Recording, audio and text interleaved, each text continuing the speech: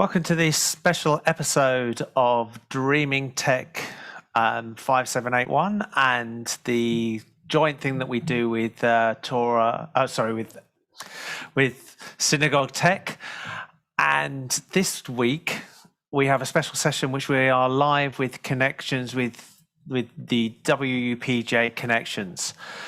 What is this? This is the session where you can actually ask questions from people who are involved in live streaming, involved in live Zooming, and how they do it. And tonight we've got a special panel, which I'm going to introduce you to. First up, I'd like to introduce you to Rabbi David Paskin. Hello, everybody. Welcome, welcome, welcome. Hi. Oh, am I supposed to say something? You are, David. I'm David Paskin. I am your Torah tech guy at TorahTechGuy.com and a rabbi here in South Florida.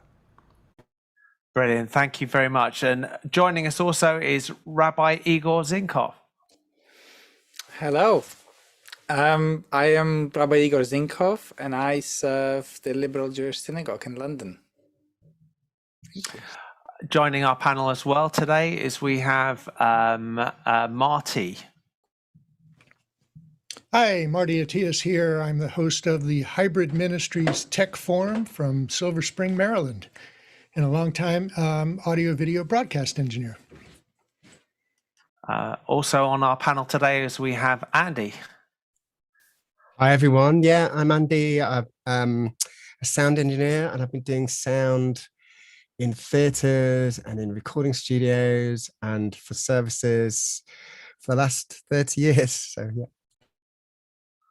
And finally, joining us on the panel, but in a different way, because you're not going to be able to see her unless I press the buttons, is Rabbi Leah.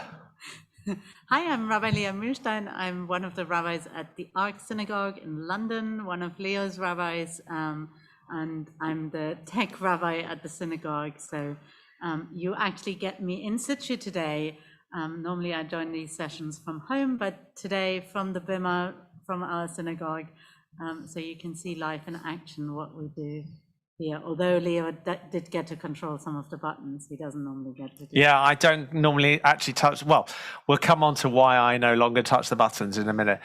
But as I said earlier, you can ask questions. There is a link for you to ask questions. So hopefully you can see the Slido come up on now on the screen. So Slido is your ability to enter the questions. We need that spotlighted. Thank you. So Slido is how you enter questions. You go to slido.com, type in DT5781, or you can scan that from your PC and from your phone, and you can look at that from there. But we want to know who you are and where you're joining us from.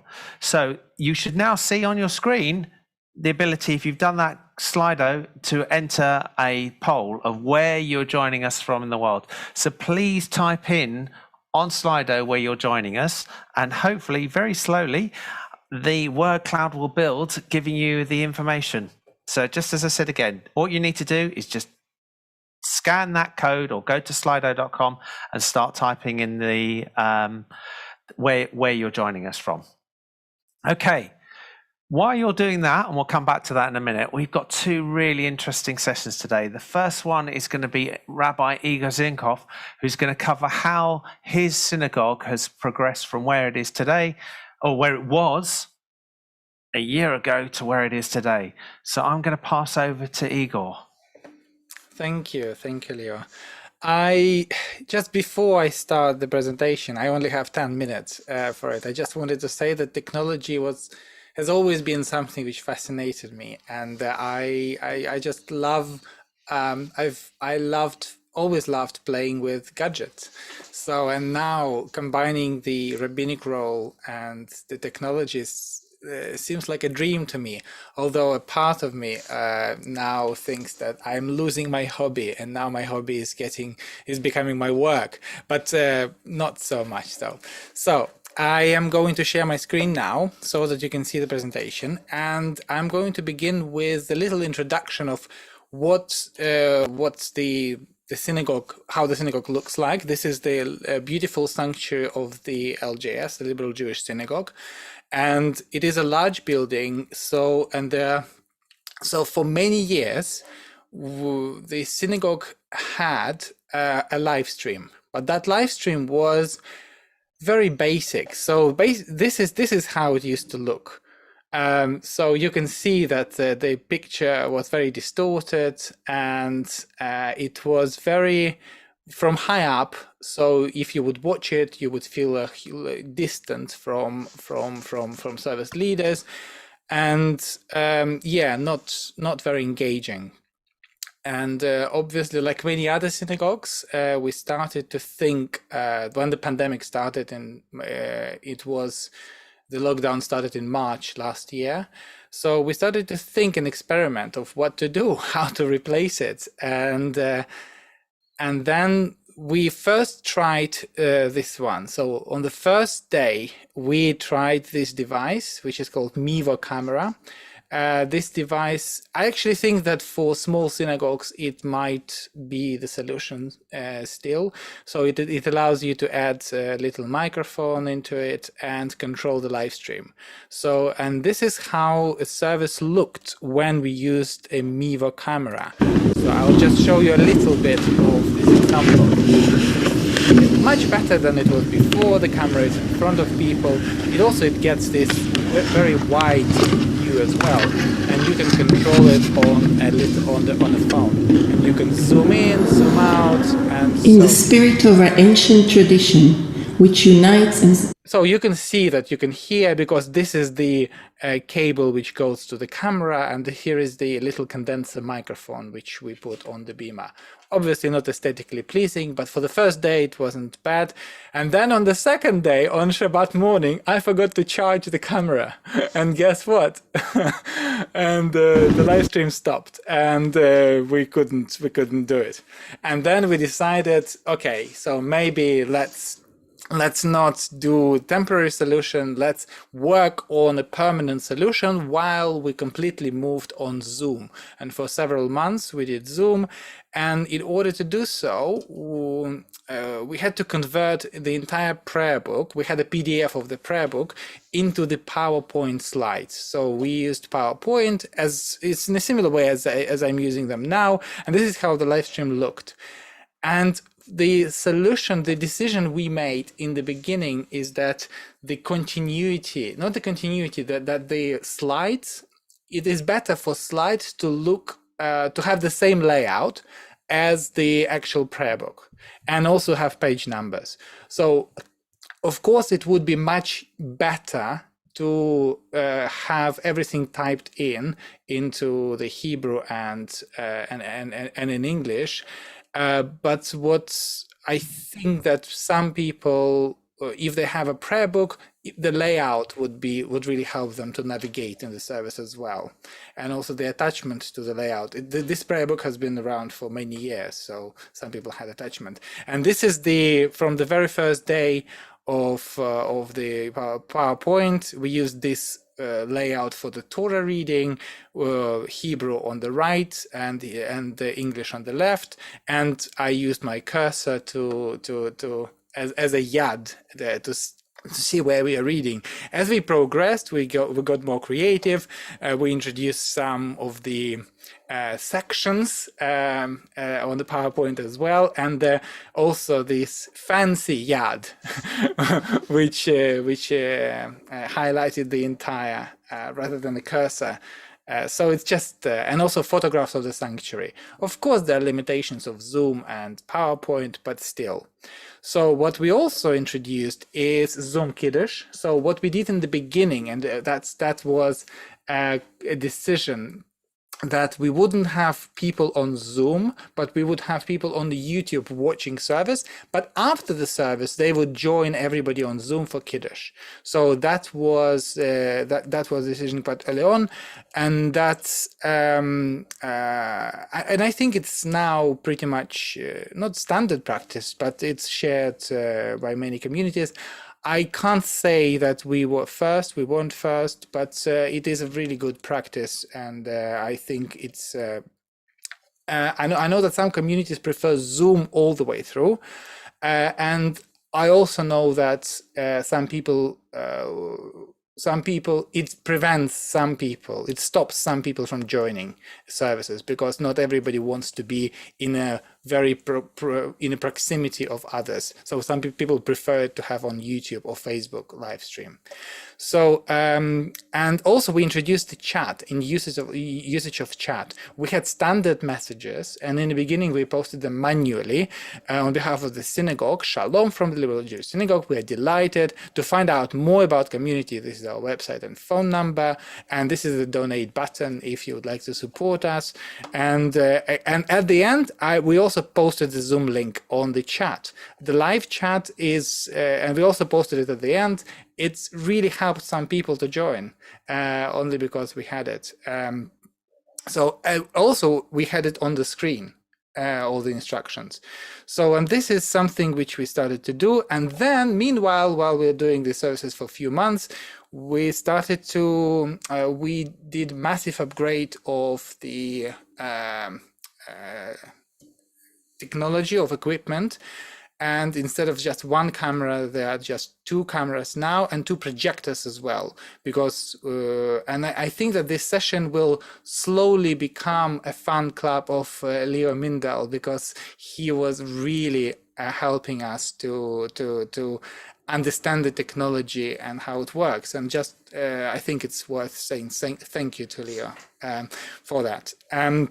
So what we have now, we have 2 cameras, 2 yes. I have a quick question for you on there, just so I can understand.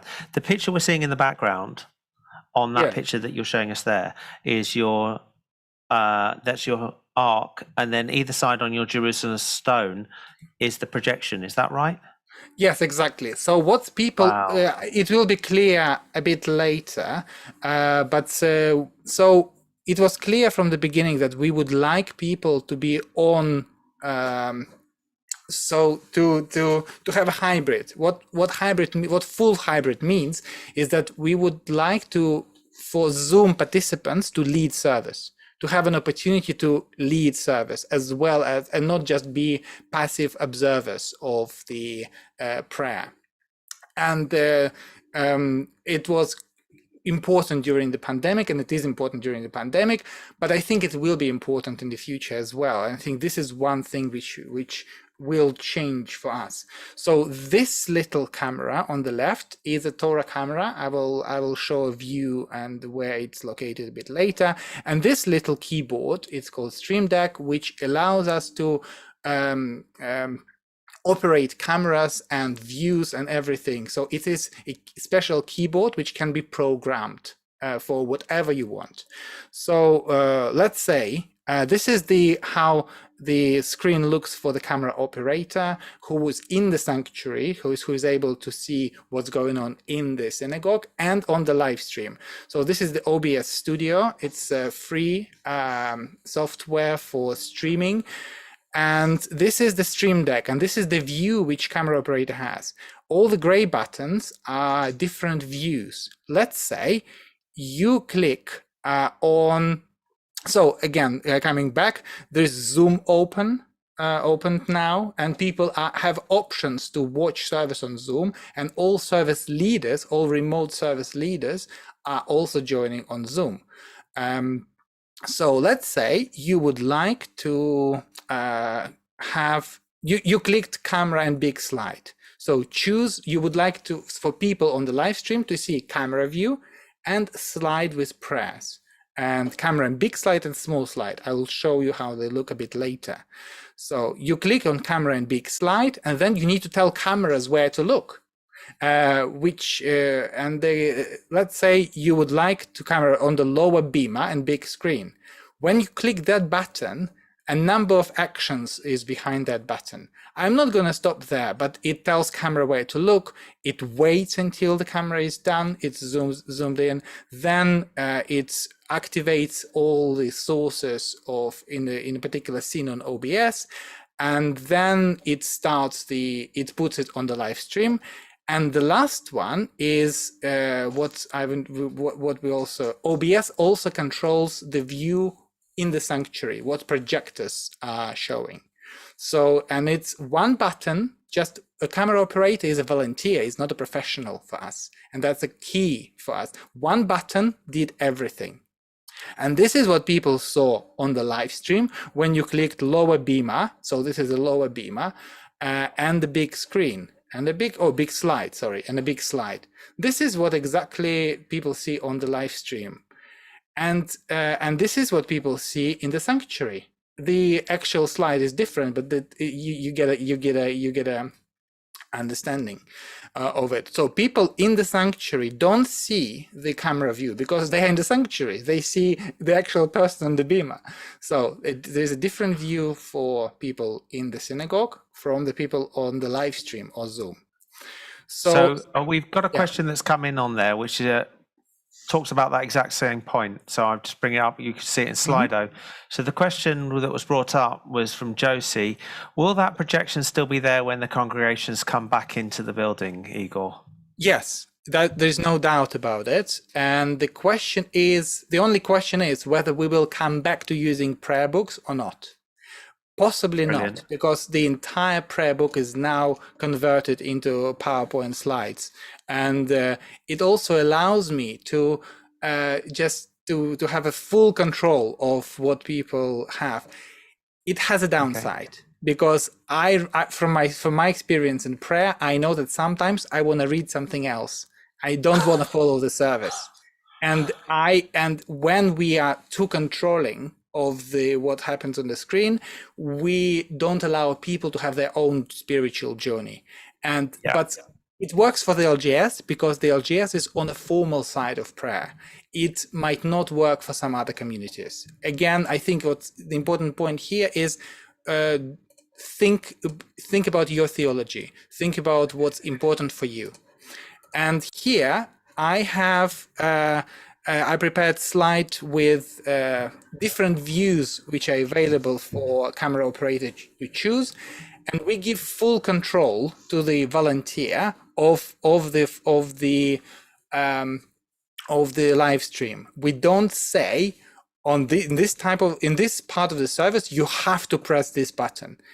The idea is each camera operator brings in his or her own creativity. And I think that we give full controls to everybody.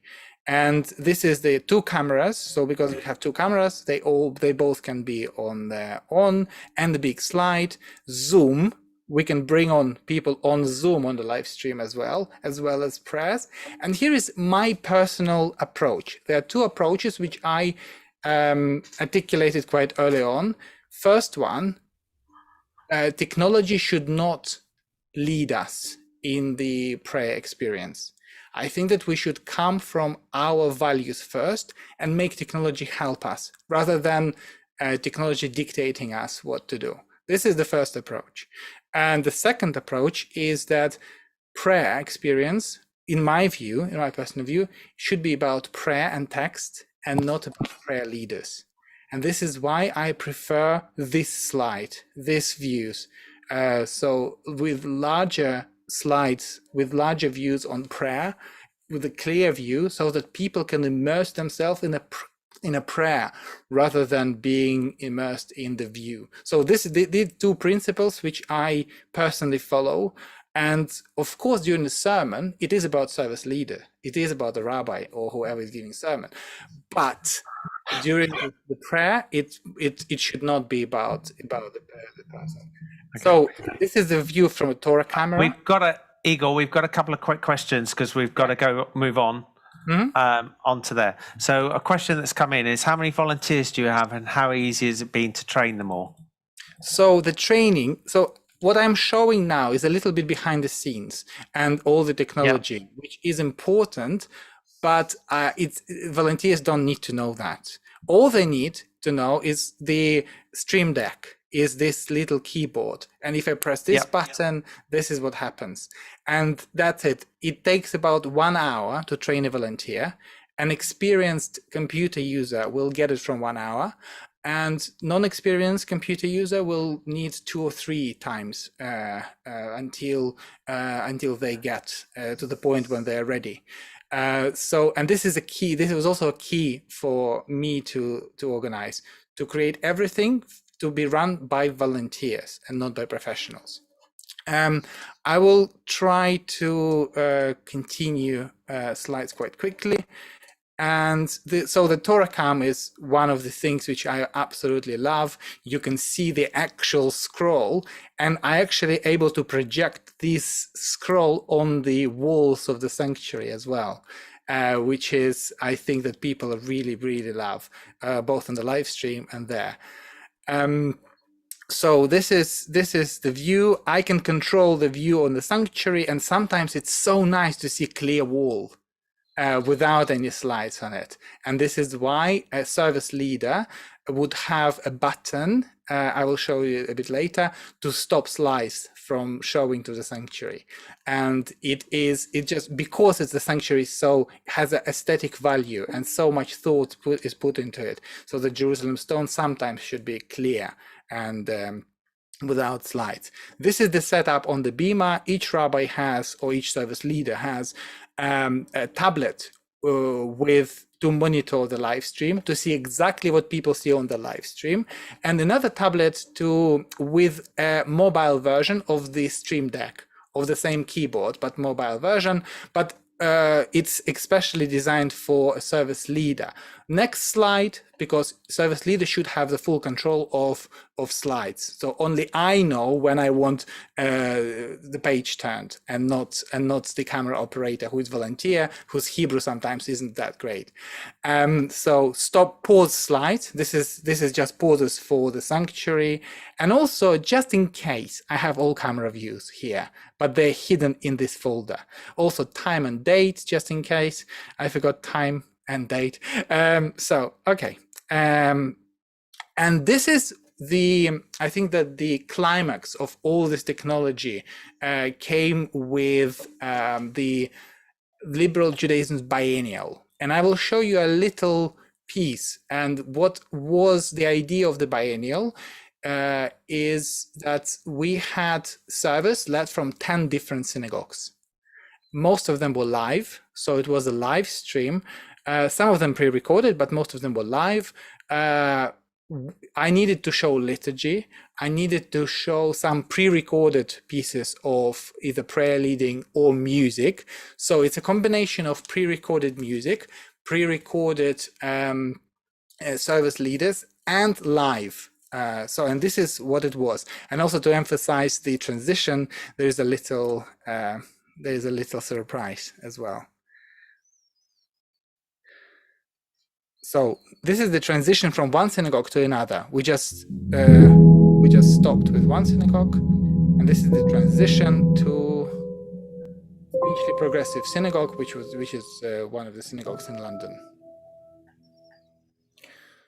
So I will just to make it a bit easier, I'll just put it a bit forward. Hugely Progressive Synagogue brings you the Amidah. This is live. This is all.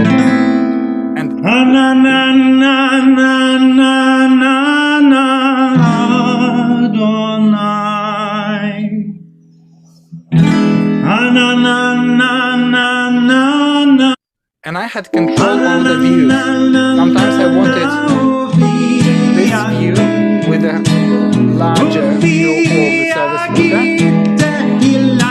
Sometimes not.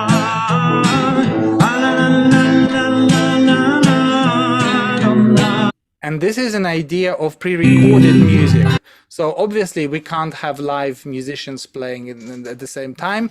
And the pre-recorded music, well, what I've done is I wouldn't say I've cheated a little bit, but I've prepared the videos in the same format as with the same background as the live stream. So it looks like it is live.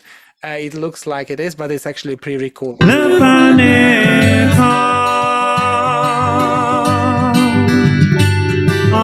Yes, I don't think it's enough time to show everything in every single detail, but I'm very happy to answer questions, and I think that I've taken a bit more time than I've been given. Thank you, Igor.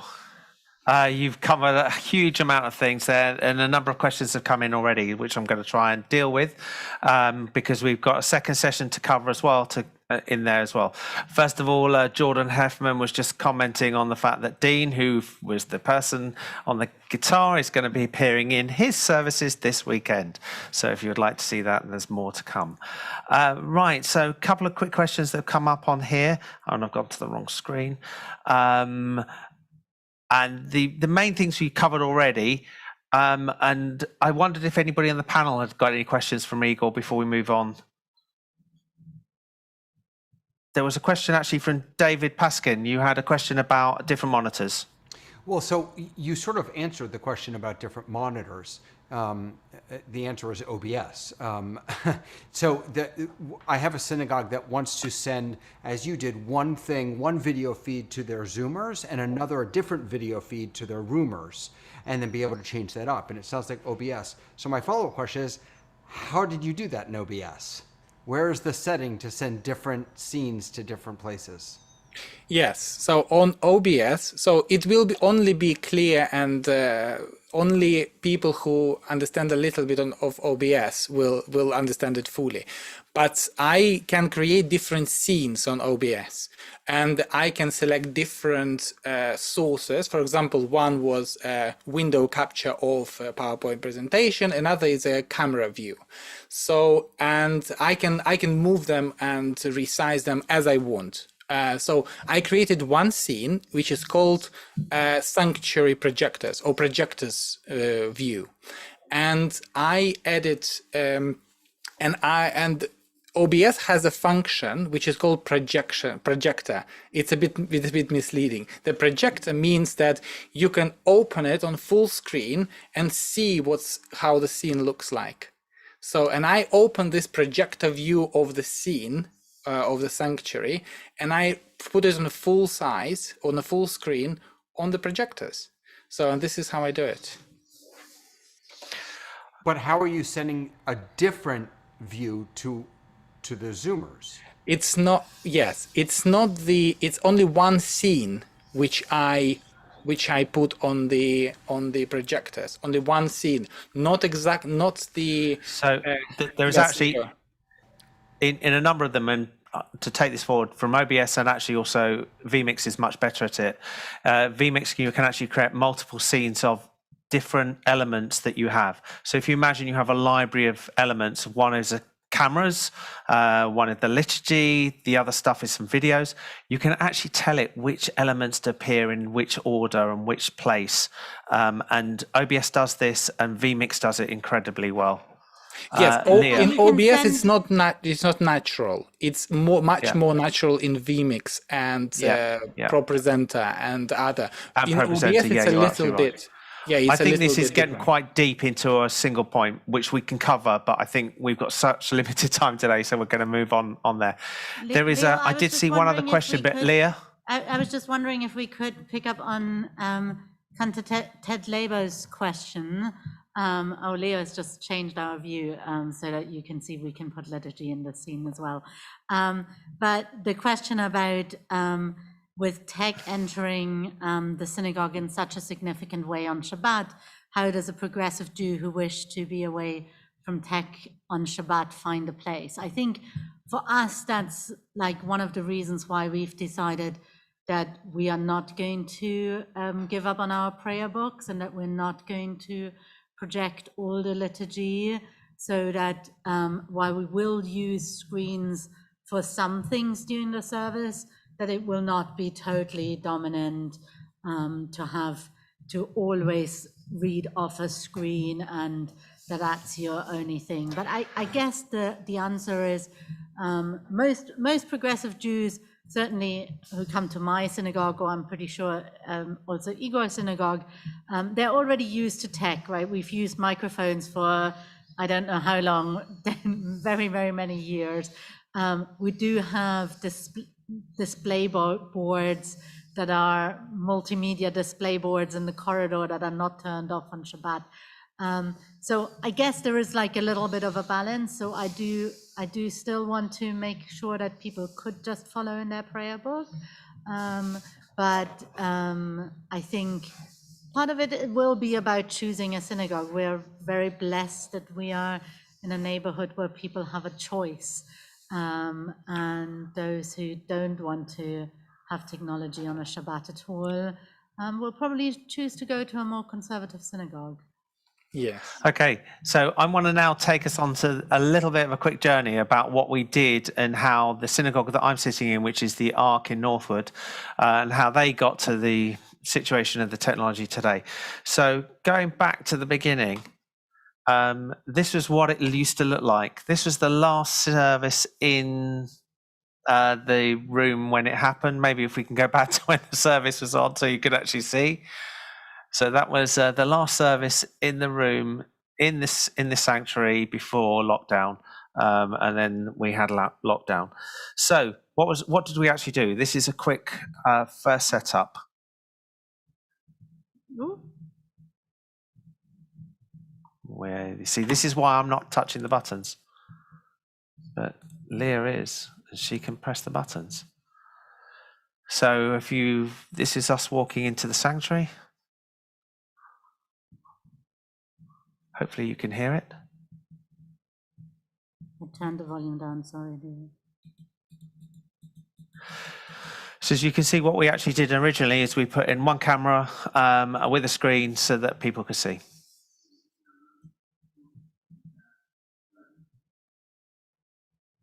Okay, so what did that actually look like as the first service?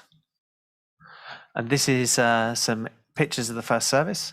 As you can see, we already went straight over to liturgy, and you can see the chat on the right-hand side. Those who will notice, and there was lots and lots, that the social distancing rules and regulations hadn't quite come into effect at the time.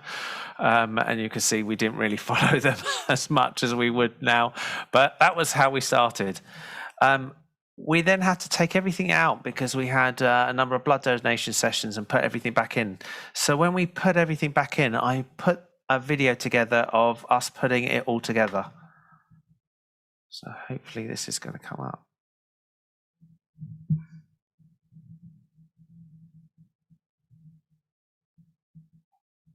Got to play it, Leah. 1 second, you just need to restart.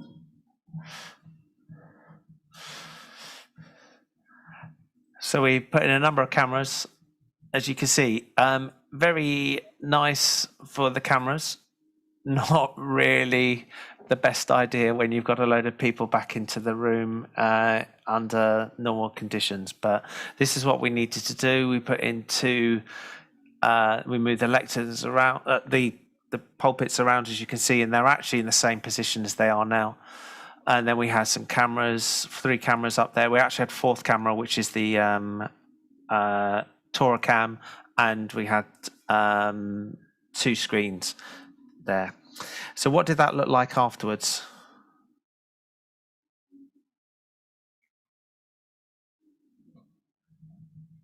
My button pushing isn't doing well today. Okay, so this is an example of a service when it was in place, as you were just seeing. You can see the rabbis are distanced, and if you look behind the logo that was there, you would see that was it was hiding the camera. And the pictures are a bit soft, but this is how it looked at the time. And we went through about 6 months with there until what we then moved over to is we moved over to our setup, which is in place now. So this is all running in vMix.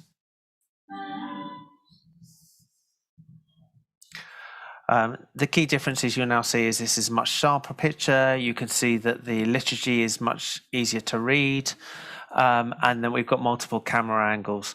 And if Leah can zoom around a little bit, we should be able to find some bits where we've got 3 or 4 camera angles, or the choir, that you can also see the choir.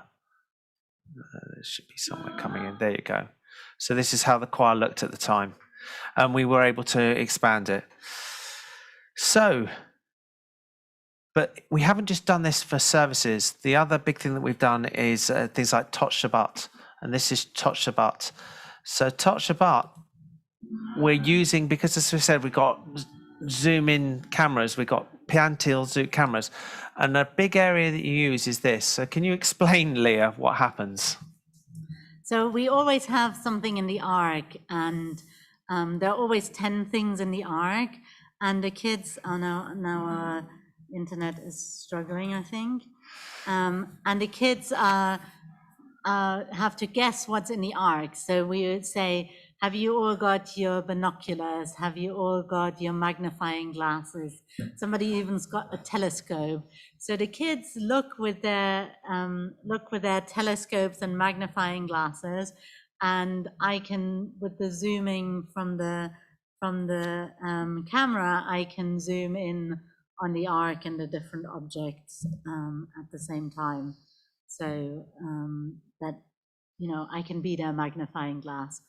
It's great fun. It's a bit of gimmicky, but it's easy to zoom. I think the one thing that is quite useful to say about our Tot Shabbat. So our Tot Shabbat, we're making the conscious decision that what we stream to the live stream is just our camera feed from the sanctuary, which is the camera feed that the kids get in the Zoom room. So we're trying to keep the kids in a kids-only environment. So if you are watching with children, we invite you into our Zoom room, and we can see all the children on the screen in the Zoom, and they can see us.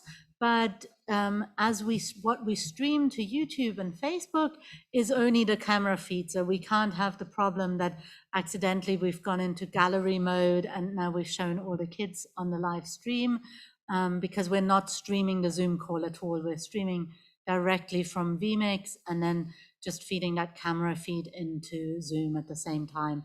And that works really, really well for us. The kids love it because they can really communicate with us. And at the same time, we're kind of keeping them a little bit safe, and the parents don't have to worry that they're maybe so we can show that's still watching. happening as Aaron is pulling the hats out. If we can switch over the... I can't cut because you can see it. That's it. And you can see they were pulling out hats and hats and hats and hats, and it all relates to whatever was in the Torah that week. So it's a great way to be interactive on the service. So the other thing that we've done, last thing that I was going to show is what you did for Simchat Torah, Leah. Yes, absolutely. I'll say maybe a little briefly as an introduction. So for Simchat Torah, I felt a bit lost. I was like, how am I going to celebrate dancing with the Torah without having any people in the sanctuary? And then I had the idea that we could use it as an opportunity, rather than having the scroll spread out, opened up in the room, that we would scan through the whole scroll. So we, with our camera, we filmed the entire, scrolling through the entire scroll. My colleague Rabbi Aaron and I together scrolled through the whole scroll, and we made a little video of it. It was a 4-minute and a bit video. It's sped up to 40. You'll get it in 40 seconds, so it's like much faster than what we showed. It was one of the first things that I put out on Dreaming. I think it was 5781 already. 5780 then. It maybe it was already still. Well, it would have been, wouldn't it? It would be before Simchat Torah. It was just in between that time, and colleagues from around the world used the video, so it was a great success. It was lovely to share the joy of Torah. So here you get the whole scroll.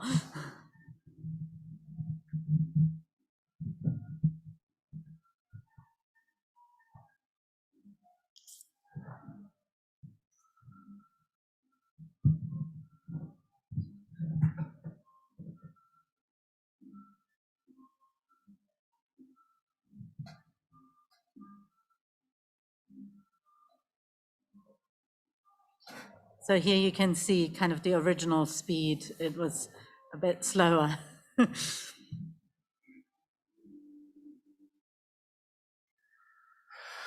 Thank you. A loads, isn't it?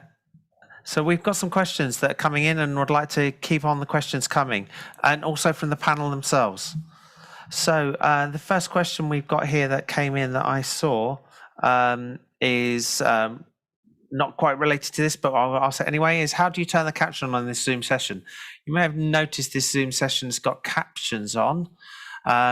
Marty, how do you turn them on? Because you taught me. Well, you can go into, let's see, there's a Zoom setting. I think it's live transcript. It is live transcript, and if you open that up, there's a setting there for viewing the full transcript or hiding subtitles. So if you have subtitles on where you can see them flash on the screen, you can hide those, or you can turn them on if you don't see them. So we got another question. People outside viewing from Zoom, how do you show them, or how do you only interact by chat? It's a good question. Igor or any of the rabbis here that would like to take that? So we try not to stream just people who are just coming to attend services, because we try to sort of protect a little bit their privacy. So we try to make sure that only those who have agreed to take active roles in the service will actually be shown. And so actually we ended up deciding that we're not bringing them in on Zoom. We're using vMix. vMix has a call-in feature where you can bring in people directly in vMix, and then can bring them into scenes like the one that we are in very easily.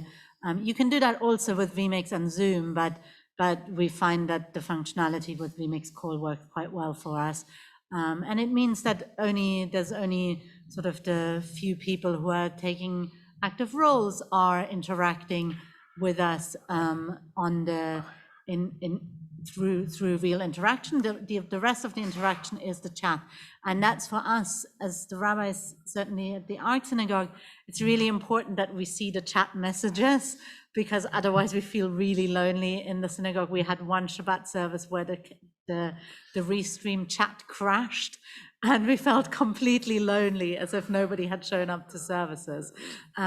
So even if people just taking that forward, though, the way you're doing it is you're doing it bringing people in vMix Call. Igor, how are you bringing people in? So we use Zoom to bring people in. It means that for just participants, for congregants, we give people choice whether to watch and participate on YouTube or Facebook. It is a more or less passive participation, only using chat and live comments. And we also give our congregants Zoom link. They can join Zoom. We don't show them on the live stream. We don't show them in the sanctuary because we will need to give a permission. But so I need to just clarify that, Igor. What you're saying, though, is you're not streaming out of Zoom. We are not streaming out of Zoom. No. Thank you, because that, I think, is a critical point. That's the critical streaming point, out because of I know that there's a question here that relates to it, which is coming from Josie, which is, if Zoom is the host speaker mode, you hardly see anyone, but she streams out of Zoom. So Leah, you don't stream out of Zoom. Igor, you don't stream out of Zoom. I've got some other people on here. Yuval, do you stream out of Zoom? Yeah, we do. We always ask participants if, so basically we only use speaker view and not gallery view. Okay. But you always have that risk with it that it could come up. It could, and then we delete the video if necessary, or we crop if it's on the sides and so on. But David, you had your question, your hand up on this question. Well, I think that I don't know, maybe it's different in the United States, but everybody who joins a Zoom now, I think, if their camera is on, they are under the assumption that they're being seen, whether it's by the people in that room or because so many Zoom meetings are streamed out. So I worry less about that. I think that one of the questions that people have raised over here is if you have a camera facing the congregation for the people who are in the room, are they comfortable being on screen? And so some of us have talked about, when I was growing up, you had a men's only section, a women's only section, and a mixed section, that maybe you should have a on-camera section and an off-camera section. But I just want to go back to what Rabbi Leah said and share that for me, and I'm not dealing with in-person or hybrid or any of that, I'm just doing digital experiences. The interaction piece, the democratization that Zoom brings is fundamental to the kind of services that I bring and that I offer. So I would suggest that the question about should I be using Zoom, should I be streaming to YouTube, it should all be answered by what's my goal, right? What is my goal? If my goal is to hear lots of voices, to really engage with people on a deep personal level, then streaming to YouTube or Facebook won't cut it. If you have a different goal, then that may be the right route to go. I think you're absolutely right. And one of the key points here, and there's been a mention here from Cindy Freeman, who said, my congregants love being interactive on Zoom. Is it more problematic in the UK? I don't think it is. I think the issue is that there is a difference between being involved in the Zoom and what goes out on the live stream. And potentially I feel that the live stream and the Zoom at the moment get blurred, and then you end up with it accidentally showing things that it shouldn't be showing. And that's where the problem is. We do also have data protection laws that cover ownership of your image. So there is a legal aspect to it, while maybe in Europe we're a bit more sensitive to it. So for those of you who are watching this and haven't watched this before, we do this every week. We have these sort of discussions every week. Sometimes we go into a lot of detail on some points, sometimes we don't. But sometimes there are some of these really hard issues to unpack that you can't really answer in 30 seconds. Marty. Yeah, so we often talk about two fundamental questions about online worship, hybrid worship, and one of them is, are we ministering to two distinct groups of people in the room and people outside the room? And do we want to create some sort of interactive engagement between these two groups of people to bring them together? Do we want to be able give each of the groups of people the ability to acknowledge each other and to feel like they are all one part of a single congregation, even though they're in different places? And I think David is right that people on Zoom know that they're being seen if they have their camera on. And there's a difference between a Zoom call, a Zoom conference, which is an interactive engagement, and broadcasting out to YouTube or Facebook. Those are called broadcasts because they are one-way communications. Something like Zoom is a two-way communication. It's a webcast or it's a multicast where people can engage with each other, and there's a fundamental difference in how you choose your platform. Not to say that one is better than the other, but they're different. And I'm gonna stop you, Igor, because you've got 10 seconds on this one to finish this. Yes, just one thought that I think that your idea, your ideology, and your approach should come first, and let the technology to reflect it. And don't be restricted or led by technology. Think about what you want and then articulate it by means of technology. And I think that's a really good point. Just to I know that I could see David nodding because I know he's covered a number of sessions on this.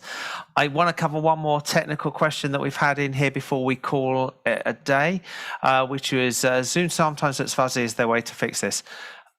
Leah, do you have a Facebook portal up there? I took the Facebook portal downstairs because I used it for my earlier session at the World Union David Conference, Paskin is showing one, so if you can highlight, spotlight David quickly for me. Anybody has one of these? I got this because of you, Leo. I got the I should have shares in Facebook portals. I use it just so that I can bump up my stream. Yeah. So anybody who has those that you can bump up. The reason my picture with Leah is a little bit soft today, and this is a big reason on Zoom, is when you have, I think we've got 4 connections out to Zoom today, and we have a new internet connection at this synagogue on order, and that will fix that. But it will be a problem when you're going to get everybody back into the sanctuary and people are going to be sitting there pretending they're watching and they're not. And I think, Igor, you've already suffered this a couple of times, haven't you, with people in your sanctuary all watching Zoom even when they shouldn't be? Yes. And one thing I learned is don't rely on Wi-Fi. Never. When it comes to the live stream, only wired connection. Only. And good wired connection.